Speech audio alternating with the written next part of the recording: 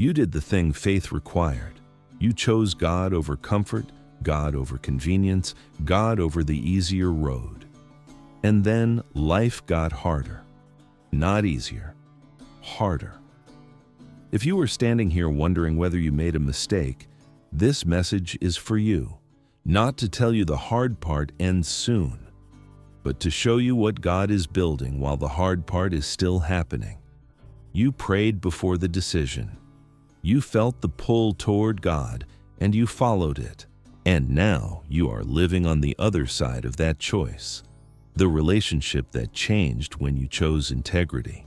The door that closed when you said yes to what God was calling you toward. The financial cost of the choice you made in obedience. The family member who does not understand the life you are building. You watch people who did not make the same choice move forward without the same friction.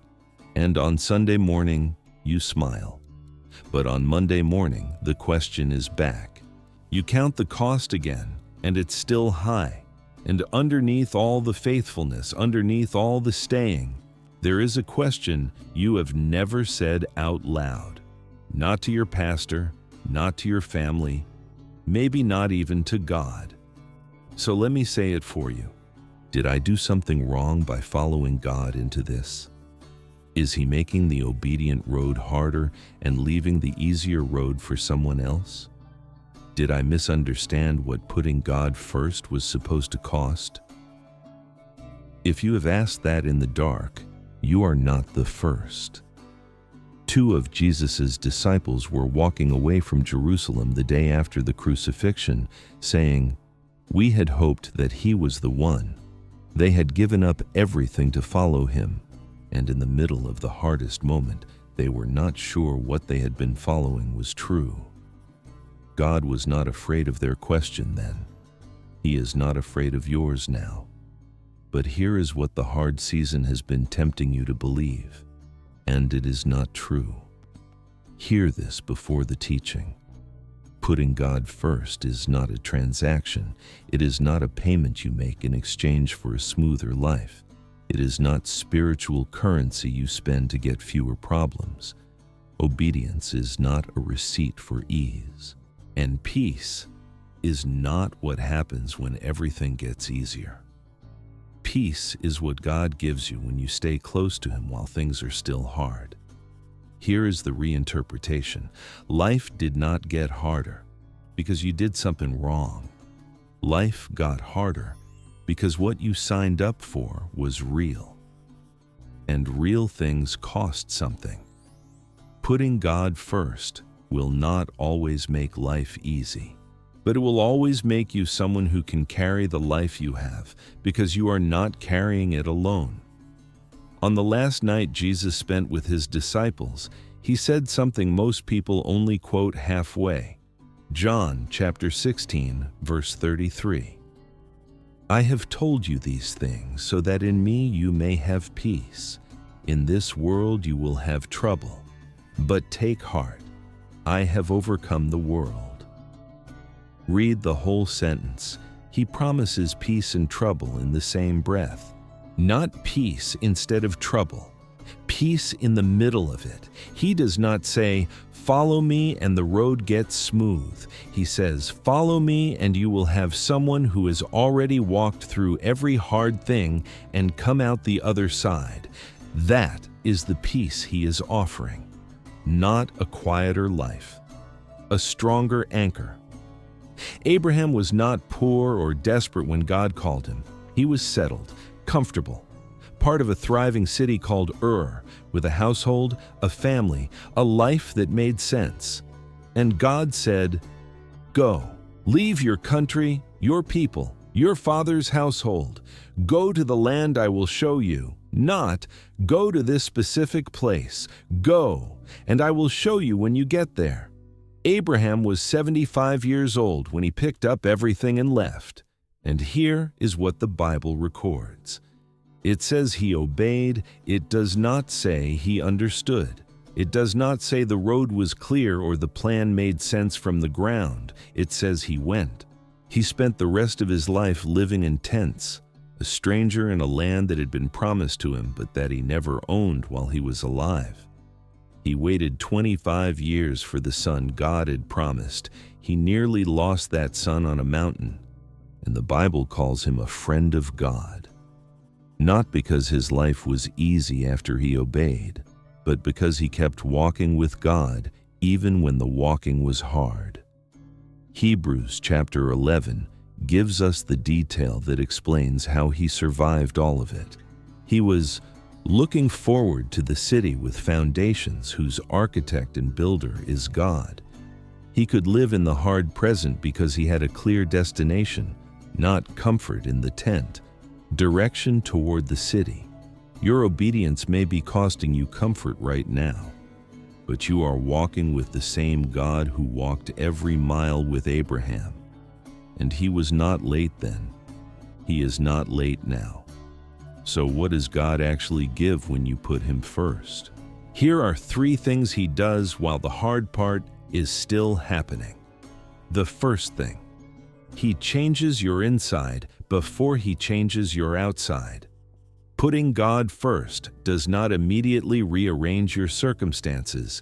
It rearranges you. It shifts what you hold tightly and what you hold loosely. It changes what you are most afraid to lose and what you are willing to release. When God is first, what you call hard starts to feel different. Not because the situation changed, because what you are standing on changed. Think about who you were before you made this choice. What mattered most to you then? What were you most afraid of losing? Some of those things still matter, but not the same way. A person who can hold things loosely walks through hard seasons without being broken by them. That is not weakness. That is what God has been forming in you while you were wondering why the hard part was not over yet. The difficult obedience is doing something in you that comfort never could. The second thing, he gives you his presence in the places ease never reaches. When Jesus said, "I have overcome the world," he was not speaking from a distance. He was speaking as someone who walked the hard road first. He was misunderstood by the people he came to save. He was betrayed by someone he loved. He was left alone in the hardest moment of his life. And still he said, "Take heart." Not, "Take heart because it gets easier. Take heart because I have already been here before you." That is what God first means. Not that God clears your path, that he walks it with you. Abraham did not have an easy road. He had a God who traveled every mile beside him. And what you discover in the hard places is something the comfortable life never shows you. God is more real in the difficult seasons than he ever seemed in the easy ones. Not because he hides in comfort, because in the hard places, you finally stop looking for someone else to carry what he is the only one built to hold. And the third thing, the peace God gives when you put him first is not the peace of an easy road. It is the peace of a known destination. Abraham lived in tents, but he was looking forward to the city whose architect and builder is God. He could live with uncertainty about where he was because he had certainty about where he was going. That is the peace Jesus promised. Not, "I will remove the trouble. Take heart. I've already overcome what you are walking through." Putting God first means walking with someone who knows the end of every road you are afraid of. That is why peace is possible in the hard season. Not because the season is over, because the one who knows when it ends is still walking beside you. And he has not let go yet. Maybe you have been wondering whether the cost was worth it. Maybe you have been comparing your obedient road to the easier paths of people who stayed where it was comfortable. Maybe you have been carrying the weight of choosing right while things have not yet felt right. So hear this slowly. The life God is building in you is not fully visible yet. It is being built in the hard places, the patience that has grown in you through the difficulty, the trust that has deepened through the uncertainty, the compassion you carry now for people in hard seasons because you have lived there. None of that came from the easy road, and none of it could have come any other way. Putting God first has not taken from you what you thought it would. It has built in you what nothing else could. So do not let go of this, not because the road gets easy from here, because you are not walking it alone. The God who called Abraham out of everything comfortable and into everything purposeful never left his side. He will not leave yours.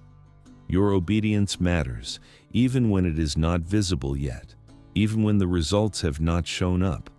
If you have chosen this road, and you are still on it even when it costs you, make this your declaration today. Write it in the comments. God first before everything else, not as a slogan, as a choice you are making again right now. And now, pray with me. Father, I come to you from a hard place. I chose you. I said yes before I knew the cost, and the cost has been real. The road I am on is not the one I pictured when I said I would put you first, but I am still here. Not because it got easy, because you are still here too. I admit I have compared my road to easier roads. I have watched others move forward with less friction and wondered what I was missing. I have wanted to be rewarded with ease instead of shaped by difficulty. And some days I have wondered if I misread what following you was supposed to cost. So today, I lay those comparisons down. I give you the question I have been afraid to ask out loud. I give you the cost I have been counting in private. I give you the part of me that wanted obedience to feel like a shortcut to comfort. And the hardest thing on this road right now, the thing that has made me wonder if I misread the map, I name it to you now. Tell him. Say it out loud or in the silence of your heart. He is listening. Father, I choose you again today, not because the road is smooth, because you are on it. Teach me to walk the way Abraham walked, moving forward without having every answer, because I trust the one who does. Let me be looking forward, even when the destination is not yet visible. Let your peace, the peace that passes understanding, guard my heart, not because life is easy, but because you have already overcome everything I will ever face. You are not surprised by any of this. You have not abandoned the plan. You are still building what you started, and I trust the hands that are building. I do not need easy. I need you, God first, before everything else.